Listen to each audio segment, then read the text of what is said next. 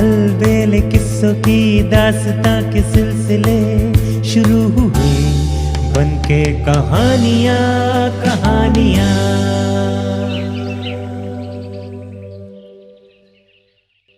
आइए सुनते हैं आज की कहानी चक्कर 99 का। प्राचीन काल की बात है। असम के ग्रामीण इलाकों में तीरथ नाम का कुम्हार रहता था। वो जितना कमाता था उससे उसका घर खर्च आसानी से चल जाता था। उसे अधिक धन की चाह नहीं थी। वो सोचता था कि उसे अधिक कमाकर क्या करना है। दोनों वक्त वो पेट भर खाता था, उसी से संतुष्ट था। वो दिन भर में बड़ी संख्या में बर्तन बनाता, जिन पर उसकी लागत 7-8 रुपए आती थी। अगले दिन वो उन बर्तनों को बाजार में बेच आता था, जिस पर उसे 1.5 या 2 रुपए बचते थे। इतनी कमाई से ही उसका आराम से गुजारा हो जाता था। इस कारण वो मस्त रहता था। तीरथ को बांसुरी बजाने का शौक था। रोज शाम को वो अपनी बांसुरी लेकर बैठ जाता और घंटों उसे बजाता रहता। इसी तरह दिन बीतते जा रहे थे। एक दिन आया कि उसका विवाह भी हो गया। उसकी पत्नी का नाम कल्याणी था। कल्याणी एक अत्यंत सुघड़ और सुशील लड़की थी। वो पति के साथ उसके काम में हाथ बटाने लगी। वो घर का काम भी खूब मन लगाकर करती थी। अब तीरथ की कमाई पहले से ज्यादा हो गई। इस वजह से उसे अब भी किसी तरह की परेशानी का सामना नहीं करना पड़ रहा था। 2 लोगों का खर्च उसकी कमाई में आसानी से चल जाता था। तीरथ और कल्याणी के पड़ोसी उन्हें खुश और मस्त देखकर जलते रहते। दोनों दिन भर काम करते। तीरथ पहले की तरह शाम को बांसुरी बजाता और तब कल्याणी घर के भीतर बैठी कुछ गाती गुनगुनाती रहती थी। एक दिन कल्याणी तीरथ से बोली कि तुम जितना भी कमाते हो वो रोज खर्च हो जाता है। हमें अपनी कमाई से कुछ न कुछ बचाना अवश्य चाहिए। ये सुन तीरथ बोला, हमें ज्यादा कमाकर क्या करना है? ईश्वर ने हमें इतना कुछ दिया है, मैं इसी से संतुष्ट हूं। चाहे छोटा ही सही, हमारा अपना घर है। दोनों वक्त हम पेट भर खाते हैं और हमें क्या चाहिए? इस पर कल्याणी बोली, मैं जानती हूं कि ईश्वर का दिया हमारे पास सब कुछ है और मैं इसमें खूब खुश भी हूं, परंतु आड़े वक्त के लिए भी हमें कुछ न कुछ बचाकर रखना चाहिए। तीरथ को कल्याणी की बात ठीक लगी और दोनों पहले से अधिक मेहनत करने लगे। कल्याणी सुबह 4 बजे उठकर काम में जुट जाती। तीरथ भी रात देर तक काम करता रहता, लेकिन फिर भी दोनों अधिक बचत न कर पाते। अतः दोनों ने फैसला किया कि इस तरह अपना सुख चैन खोना उचित नहीं है और वो पहले की तरह मस्त रहने लगे। एक दिन तीरथ बर्तन बेचकर बाजार से घर लौट रहा था। शाम ढल चुकी थी। वो थके पैरों खेतों से गुजर रहा था कि अचानक उसकी निगाह एक लाल मखमली थैली पर गई। उसने उसे उठाकर देखा तो उसके आश्चर्य का ठिकाना न रहा। थैली में चांदी के सिक्के भरे थे। तीरथ ने सोचा कि यह थैली जरूर किसी राहगीर की है जो गिर गई है। जिसकी थैली है उसी को दे देनी चाहिए। उसने चारों तरफ निगाह दौड़ाई, दूर दूर तक कोई नहीं दिखाई दिया। उसने ईश्वर का दिया उपहार समझकर उस थैली को उठा लिया और घर ले आया। घर आकर तीरथ ने सारा किस्सा कल्याणी को कह सुनाया। कल्याणी ने ईश्वर को धन्यवाद दिया। तीरथ बोला, तुम कहती हो ना कि हमें आड़े समय के लिए कुछ बचाकर रखना चाहिए, इसलिए ईश्वर ने ऐसे आड़े समय के लिए हमें ये उपहार दिया है। ऐसा ही लगता है, कल्याणी बोली। हमें गिनकर देखना चाहिए कि ये चांदी के रुपए कितने हैं। दोनों बैठकर रुपए गिनने लगे। पूरे 99 रुपए थे। दोनों खुश होकर विचार विमर्श करने लगे। कल्याणी बोली, इन्हें हमें आड़े समय के लिए उठाकर रख देना चाहिए, फिर कल को हमारा परिवार बढ़ेगा तो खर्च भी बढ़ेंगे। तीरथ बोला, पर 99 की गिनती गलत है। हमें 100 सिक्के पूरे करने होंगे, फिर हम इन्हें बचाकर रखेंगे। कल्याणी ने अपनी सहमति जताई। दोनों जानते थे कि चांदी के 99 सिक्कों को 100 बनाना बहुत कठिन काम है, परंतु फिर भी दोनों ने दृढ़ निश्चय किया कि इसे पूरा करके ही रहेंगे। अब तीरथ और कल्याणी ने दुगनी चौगुनी मेहनत से काम करना शुरू कर दिया। तीरथ भी बर्तन बेचने सुबह ही निकल जाता, फिर देर रात तक घर लौटता। इस तरह दोनों थककर चूर हो जाते थे। अब तीरथ थका होने के कारण बांसुरी नहीं बजाता था, न ही कल्याणी खुशी के गीत गुनगुनाती थी। उसे गुनगुनाने की फुर्सत ही नहीं मिलती थी।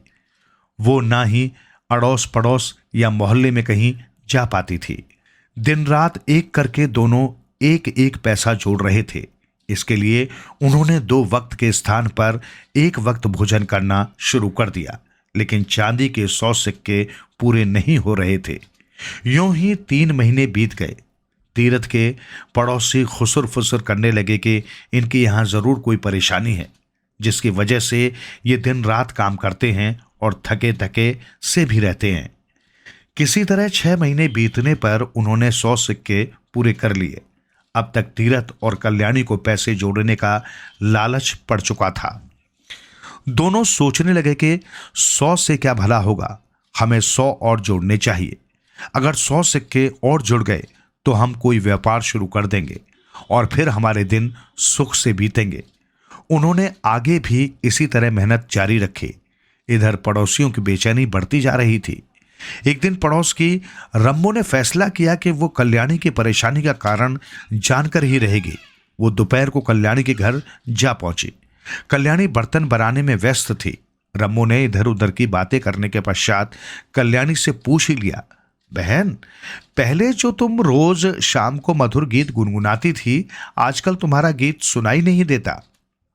कल्याणी ने यूं ही कहकर बात टालने की कोशिश की और अपने काम में लगी रही, परंतु रम्बो कब मानने वाली थी। वो बात को घुमाकर बोली, आजकल बहुत थक जाती हो ना, कहो तो मैं तुम्हारी मदद कर दूं। कल्याणी थकी तो थी, प्यार भरे शब्द सुनकर पिघल गई और बोली, हाँ बहन, मैं सचमुच बहुत थक जाती हूं, पर क्या करूं, हम बड़ी मुश्किल से 100 सिक्के पूरे कर पाए हैं। क्या मतलब? रम्मो बोली तो कल्याणी ने पूरा किस्सा कह सुनाया। रम्मो बोली, बहन, तुम दोनों तो गजब के चक्कर में पड़ गए हो। तुम्हें इस चक्कर में पड़ना ही नहीं चाहिए था। ये चक्कर आदमी को कहीं का नहीं छोड़ता। कल्याणी ने आश्चर्य व्यक्त करते हुए कहा, तुम किस चक्कर की बात कर रही हो? मैं कुछ समझी नहीं। अरे बहन, 99 का चक्कर, रम्बो का जवाब था। कल्याणी आश्चर्य से उसका मुंह देखती रह गई। आइए सुनते हैं आज की कहानी कुंवर। आसाम में किसी समय में एक राजा रहा करता था। उसकी एक राजकुमारी थी जो अत्यंत सुंदर थी और राजा अपनी पुत्री से अत्यधिक प्रेम करता था। उसने अपने सेवकों को आदेश दे रखा था कि राजकुमारी को प्रतिदिन फूलों से तौला जाए। इस काम के लिए मालिन फूल लाया करती थी। वो महल के बाग से रोज तरह तरह के फूल चुन चुनकर लाया करती थी। मालिन इस बात से बहुत खुश थी कि उसे राजकुमारी के लिए फूल लाने का मौका मिल रहा है। राजमहल के बगीचे में एक सुंदर तालाब था। तालाब में रंग बिरंगी मछलियां थी। एक दिन मालिन जब अपने पति माली के साथ तालाब पर गई तो उसमें सालुक के फूल उगे थे। ये फूल बड़े बड़े सफेद, गुलाबी और पीले रंग के थे। सालुक का फूल कमल के फूल की ही प्रजाति है, जिसमें खुशबू नहीं होती और उसकी सब्जी बनती है। उन फूलों में एक बहुत ही बड़ा फूल भी था, जिसकी सुंदरता से मालिन अभिभूत हो गई और उसने सोचा कि इस फूल को तोड़ लिया जाए तो इसकी बहुत ही स्वादिष्ट सब्जी बन सकती है। उसने उस फूल को तोड़ लिया। माली ने जब घर आकर अपनी कटारी से फूल को काटना चाहा ताकि सब्जी बना सके तो उसमें से एक आवाज आई, मुझे मत काटो, मैं सालुक कुंवर हूं और इस फूल के अंदर ही बैठा हुआ हूं। मुझे काटना है तो किनारों से काटो ताकि मैं बाहर आ सकूं। आवाज सुनकर माली डर गया, पर मालिन ने बड़ी सावधानी से फूल की एक एक पत्ती अलग करनी शुरू कर दी। पत्तियों के अलग होते ही उसमें से एक प्यारा सा सुंदर बालक बाहर निकला। निसंतान माली व मालिन उसे ईश्वर का उपहार मानकर बेटी की तरह उसकी परवरिश करने लगे। समय बीतने के साथ सालुक कुंवर एक सुंदर नौजवान में बदल गया। उधर राजकुमारी भी एक सुंदर युवती बन चुकी थी। मालिन अभी भी राजकुमारी के तोलने के लिए महल में फूल लेकर जाती थी। राजकुमारी की सुंदरता के बारे में सालुक जितना सुनता, उससे मिलने की चाह उसके अंदर उतनी ही बलवती होती जाती। एक बार जब मालिन ने फूल एकत्रित किए तो सालुक ने बिना धागे की एक माला तैयार की और चुपचाप जूही के फूलों की वो माला उस ढेर में रख दी। मालिन क्रोधित हो उठी और उसने वो माला ले जाने से इनकार कर दिया तो सालुक ने उससे विनती की कि वो इसे ले जाए। राजकुमारी ने जब माला देखी तो पूछा कि ये कहाँ से आई है। मालिन को तो पता था कि उसके बेटे ने इसे रखा है, लेकिन राजकुमारी के पूछने पर वो डर कर राजकुमारी से माफी मांगने लगी। पर राजकुमारी तो माला देख बहुत खुश हो गई थी। जब उसे सच का पता चला तो उसने कहा कि वो सालुक कुंवर से मिलना चाहती है। सालुक कुंवर का रूप देख राजकुमारी समझ गई कि ये कोई साधारण इंसान नहीं है। उससे मिलने पर राजकुमारी को उससे प्यार हो गया और उन्होंने विवाह करने का निश्चय किया। उन्होंने गंधर्व विवाह कर लिया। इस समय किसी को बताना उचित न लगने के कारण उन दोनों ने अलग अलग रहने का फैसला किया। सालुक कुंवर सबके सो जाने के बाद रात को मोर पर चढ़कर राजकुमारी से मिलने महल आने लगा। वो अपने मोर से कहता, मेरे प्यारे मयूर, जल्दी से मुझे राजकुमारी के पास पहुंचा दे। सालुक की मां उसे वहां आते न देख ले, इसलिए राजकुमारी कहती, ओ मोर, जल्दी से उड़कर आओ ताकि मां न देख पाए। राजमहल के बाहर हाथ में भाले लिए प्रहरी खड़े रहते थे। राजकुमारी गाना गाती, मेरे प्यारे सालुक कुंवर, जल्दी आ जाओ वरना भालों से तुम्हें छलनी कर दिया जाएगा। इसी तरह वे काफी समय तक मिलते रहे, लेकिन एक दिन सालुक को प्रहरियों ने देख लिया और उसे भारों से बीन दिया। राजकुमारी की लाख कोशिशों के बावजूद वो बच न सका। तब राजा को पता चला कि वो उसकी लाडली बेटी का पति था। राजकुमारी के दुख से व्यथित राजा ने सालुक की अंत्येष्टि का प्रबंध किया। लोग उसकी मृत देह को लेकर शमशान की ओर जाने लगे। तभी वहां एक तोता उड़ता हुआ आया और उसने उसकी मृत देह पर भी अमृत जल छिड़क दिया।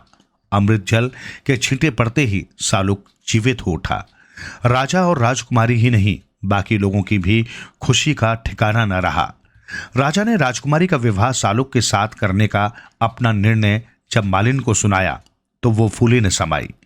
परंपरा अनुसार उन्होंने चढ़ावे के लिए मछली, मिठाइयां, दही और पान सुपारी ली। विवाह के दिन पुरोहित ने सालुक कुंवर और राजकुमारी के सिर पर आम के पत्ते से जल छिड़का, उनके माथे पर काला लेप लगाया, वर के शरीर पर चंदन का लेप किया गया और फिर उसे अंगूठी, कपड़े और दही उपहार स्वरूप दिए गए।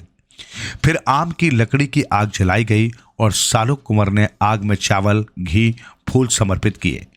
पुजारी ने मंत्रों का उच्चारण किया और इस तरह उनका विवाह संपन्न हो गया। विवाह के बाद राजा ने सालुक को दरबार में एक महत्वपूर्ण पद दे दिया। राज दरबार के कई लोग उससे द्वेष रखने लगे। एक माली के बेटे को अपने बराबर सम्मान पाते देख उन्हें बहुत बुरा लग रहा और वे उसके खिलाफ षड्यंत्र रचने लगे। एक दिन राजा ने अपने सारे संबंधियों को शिकार पर चलने के लिए कहा, पर सालुक कुंवर को यह सोचकर आमंत्रित नहीं किया गया कि वो तो शिकार करना जानता ही न होगा। राज दरबारियों ने भी राजा के कान भरे कि एक माली के बेटे में राजसी गुण कहां से आ सकते हैं। राजकुमारी व सालुक दोनों ही इस बात से बहुत आहत हुए, पर कुंवर ने राजकुमारी को समझाते हुए कहा, परेशान मत हो, मैं ही सबसे ज्यादा शिकार करके लौटूंगा। राजा ने नहीं बुलाया तो क्या, शिकार पर तो मैं जा ही सकता हूं। जो लोग सालुक को छोड़कर जंगल में चले गए वे एक चिड़िया भी नहीं मार सके, लेकिन सालुक बहुत एकाग्रता से शिकार करने में जुट गया और उसने हिरणों का शिकार किया। वो ऐसा सबसे छिपकर कर रहा था। शिकार करने के बाद उसने एक साधु का वेश धारण किया और एक पेड़ के नीचे बैठ गया। राजा के कुछ संबंधियों ने जब एक साधु को तपस्या में लीन बैठे देखा तो वे उसके पास अपना भविष्य जानने की इच्छा से जुट गए। सालुक कुंवर ने उन सभी को एक एक मृत हिरण दिया और साथ ही उन लोगों की पीठ पर गरम चिलम से एक निशान बना दिया। उसके बाद वो साधु का वेश त्याग अपने असली रूप में उनसे जा मिला। सभी उसे देख मुंह बनाने लगे जैसे उसका आना उन्हें अखर रहा हो। कुछ देर बाद सब भोजन करने बैठे तो उन्होंने सालुक को पानी लेने भेजा। वो जिस तालाब से पानी लेने गया था उस पर एक डायन का अधिकार था। डायन ने उसे पकड़ लिया और ये जानने के बाद कि वो राजा का दामाद है उससे बोली कि राजा अगर मुझे 10,000 मुद्राएं देगा तो ही तुम्हें छोड़ूंगी। राजा तक जब ये खबर पहुंची तो उसने मना कर दिया, क्योंकि वो उसे पसंद नहीं करता था और चाहता था कि राजकुमारी की शादी किसी राजकुमार से हो जाए। सबको वापस महल में आया देख राजकुमारी ने सालोक कुंवर के बारे में पूछा। हे पिता, मेरा सालोक कुंवर कितना दूर है मेरी बेटी? वो तो मजे से बैठा हुआ जुआ खेल रहा है और अभी तो वो बहुत दूर है, उसे आने में समय लगेगा। राजा की बात सुन राजकुमारी को विश्वास नहीं हुआ, क्योंकि वो अपने पति को अच्छे से जानती थी। उसने अपने 2 पालतू कुत्तों छनोरा और भनोरा को सालू की खबर लेने भेजा। सालू की गंध से कुत्तों को उसके बारे में पता चल गया और तब उन्होंने उस डायन की कैद से छुड़ाने के लिए एक धोबी से मदद मांगी। धोबी ने एक बांसुरी खरीदी और उसे बजाते बजाते तालाब के आसपास घूमने लगा। बांसुरी की आवाज सुनकर डायन के बच्चे तालाब से बाहर निकल आए। धोबी बांसुरी बजाता गया और बच्चे उसके पीछे पीछे चलते जंगल तक आ गए। डायन उनके पीछे पीछे गई, पर वापस लौटने की राह न ढूंढ सकी और सालोक कुंवर मौका मिलते ही कुत्तों के साथ वापस महल में पहुंच गया। राजकुमारी उसे देख बहुत खुश हो गई। सालुक ने सबको सच्चाई बताई। तब राजा को एहसास हुआ कि सालुक वास्तव में बहुत ही योग्य इंसान है। अपनी बात को सिद्ध करने के लिए उसने राजा को लोगों की पीठ पर पड़े निशानों को भी दिखाया और सब जान गए कि सारे शिकार उसने ही किए थे। राजा को अपनी भूल का एहसास हुआ और उसने उससे माफी मांगते हुए उसे अपना उत्तराधिकारी घोषित कर दिया। आइए सुनते हैं आज की कहानी राजा और चिड़िया। एक गरीब चिड़िया थी, लेकिन अक्ल और होशियारी में उसका कोई सानी नहीं था। उसकी होशियारी की चर्चा सारे गांव और जंगल में थी। एक दिन उसे एक खोटा सिक्का मिल गया। वो सिक्के को चोंच में दबाए इधर उधर अकड़कर फुदकने लगी। उसका पैसा और नृत्य देखकर गांव जंगल के सभी पक्षी उसे धनवान कहने लगे। वो गरीब से एकदम धनवान हो गई। अन्य पक्षियों के बार बार धनवान कहने से चिड़िया को थोड़ा मिजाज आ गया। अब वो सबको कहती फिरती, मैं राजा से भी धनवान, मैं राजा से भी धनवान। एक दिन वो राजा के सिपाहियों के सामने कहने लगी, मैं राजा से भी धनवान, मैं राजा से भी धनवान। सिपाही पहले यही समझे कि वो ऐसे ही कह रही है, लेकिन उन्होंने देखा कि वे जहां जहां जा रहे थे चिड़िया वहां वहां उड़कर आती और वही बात दोहराती जा रही थी। तब सिपाही चिड़िया को पकड़कर राजा के पास ले गए। चिड़िया राजा के सामने भी कहने लगी, मैं राजा से भी धनवान, मैं राजा से भी धनवान। चिड़िया ये कहते हुए राजा के सिंहासन के हत्थे पर बैठ गई। वहां भी यही गाने लगी, मैं राजा से भी धनवान, मैं राजा से भी धनवान। सिंहासन से उड़कर वो राजा के मुकुट पर बैठ गई। वहां से भी उसने वही गाना गाया, मैं राजा से भी धनवान, मैं राजा से भी धनवान। राजा चिड़िया की धृष्टता से आग बबूला हो गया। उसने मंत्री को आदेश दिया, चिड़िया से सिक्का छीन लो। मंत्री ने सिपाही को कहा, चिड़िया से सिक्का छीन लो, वो राजा की बराबरी कर रही है। सिपाहियों ने चिड़िया का सिक्का छीन लिया। चिड़िया अब गाने लगी, राजा नंगा भूखा है, राजा ने मेरा सिक्का छीना, राजा नंगा भूखा है। यहां वहां फुदक फुदक कर वह यही गाना गाने लगी। राजा ने सोचा ये अच्छी मुसीबत हो गई। राजा ने फिर मंत्री को आदेश दिया, जाओ उस चिड़िया को उसका सिक्का लौटा दो। मंत्री ने सिक्का लौटा दिया। चिड़िया कहने लगी, राजा मुझसे डर गया, राजा मुझसे डर गया। ये कहते हुए चिड़िया राज दरबार से निकल गई। राजा को चिड़िया की यह बात अच्छी नहीं लगी। उसने मंत्री को फिर सख्त आदेश दिया, जाओ चिड़िया को मेरे सामने प्रस्तुत करो, मैं उसे जीवित ही खाऊंगा। एक छोटी सी चिड़िया मुझे डरा गई है। मंत्री ने कहा, यह काम मेरे बाएं हाथ का है, चिड़िया को अभी हाजिर करता हूं, पर यदि वो पेट में भी नहीं मरी तो उसका क्या होगा? फिर तुम उसे तलवार से 2 टुकड़े कर देना। राजा ने कहा। जो आज्ञा कहकर मंत्री चिड़िया को पकड़ने चल पड़ा। थोड़ी देर में ही चिड़िया राजा के सामने थी। बेचारी मन ही मन डर रही थी, अब राजा क्या करेगा? राजा तो राजा ही ठहरा, वो चिड़िया को जीवित ही खा गया। चिड़िया भी आखिर चिड़िया ही थी। वो राजा के पेट में भी सीधे नहीं बैठी। वो वहां से भी बोलने लगी, राजा ने मुझे मंदिर में बिठा दिया, राजा ने मुझे मंदिर में बिठा दिया। राजा रात भर में परेशान हो गया। वो सोचने लगा, पेट में से चिड़िया जल्दी निकल जाए। सुबह वो हाजत के लिए जल्दी ही निकल पड़ा। उसने मंत्री को तलवार लेकर बुलाया। राजा ने कहा, चिड़िया पेट में भी नहीं मरी, वो वहां भी उत्पात मचा रही है। तुम यही तलवार लेकर खड़े रहो। जैसे ही चिड़िया पेट से बाहर आए तुम उस पर तलवार से वार कर देना। जो आज्ञा, कहकर मंत्री राजा के पीछे खड़ा हो गया। थोड़ी देर में चिड़िया जैसे ही निकली, मंत्री ने तलवार का भरपूर वार कर दिया। तलवार चिड़िया को तो नहीं लगी, पर राजा का एक कूल्हा कट गया। राजा दर्द के मारे बेहाल हो गया। उधर चिड़िया फुर्र से उड़कर सामने वृक्ष की टहनी पर बैठकर राजा को मुंह चिढ़ाने लगी। मेरा क्या बिगड़ा, मैं तो गरीब हूं, कटा राजा का कूल्हा। साथियों, लोक कथाएं सिर्फ मनोरंजन ही नहीं करती, बल्कि उनका मूल मकसद कुछ दूसरा ही होता है। ये लोक कथा ऊपर से एकदम साधारण लगती है, लेकिन इसमें राजा पूंजीवाद का प्रतीक है और चिड़िया गरीब जनता। इस व्यवस्था में राजा अपनी मर्जी से चाहे जब चिड़िया की चटनी बना सकता है, लेकिन जनता रूपी चिड़िया फिर भी व्यवस्था के खिलाफ अदम्य संघर्ष की राह पर चलती है। इस लोक कथा में जनता अर्थात सर्वथा निस्सहाय चिड़िया की जीत बताई गई है। चिड़िया आज भी साबुत है, राजा की व्यवस्था बदलती रहती है।